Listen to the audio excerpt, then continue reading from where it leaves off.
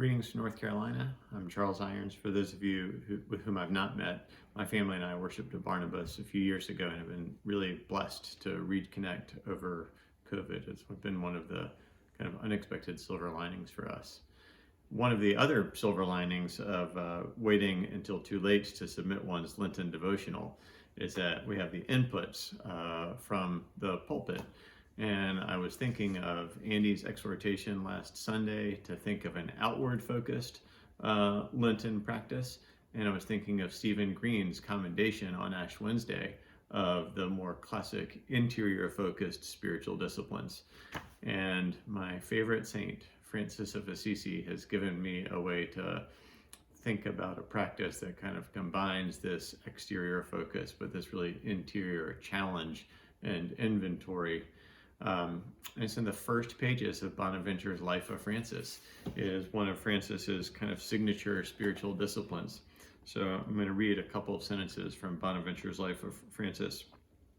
Now, Francis had resolved within himself to give to everyone who would ask of him, and especially if the petitions were made in the name of God. Now, it happened one day when Francis was wholly engrossed by the tumult of worldly business that a poor man asked an alms of him. Contrary to his usual custom, he passed him unheeded and went on his way.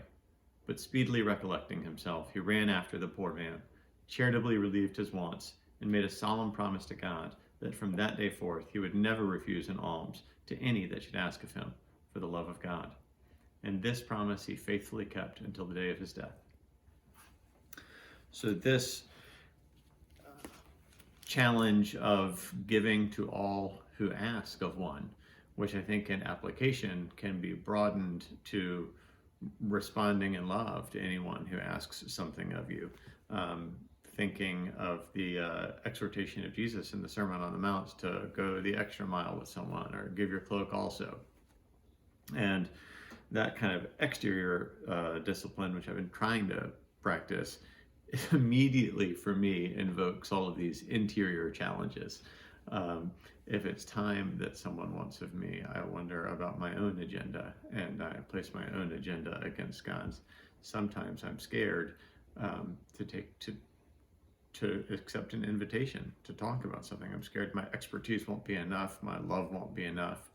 Sometimes I'm scared to give of my material goods as if God cannot provide. And I find that every time that I try to take seriously another human being's demands, it gets me outside of myself and helps me try to align more with God's greater purposes. And the tumult of worldly business, that kind of cloud of distractions of things that might have meaning in this world but might not have eternal consequence, kind of evaporates the more I try to attend to those around me. So it's a giant challenge. I think about it all the time. It's so countercultural to let others make demands of you and constrain your time. And this is what I kind of resist the most. But I think it's countercultural in a good way. And I love the idea of a community that is mutually bound by these ties of obligation to each other. It's really compelling. And some of the fruits of this, Bonaventure says of Francis, were an abundant increase of the grace and love of God. And what is most beautiful to me, it led Francis higher up and further into the knowledge and love of God, into an experience of God's own self-giving character.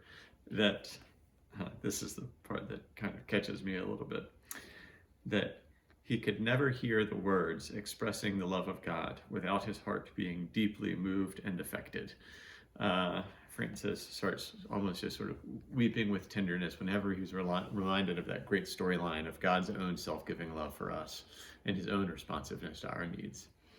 So that's what I think of as a Lenten discipline. So I'm trying to do.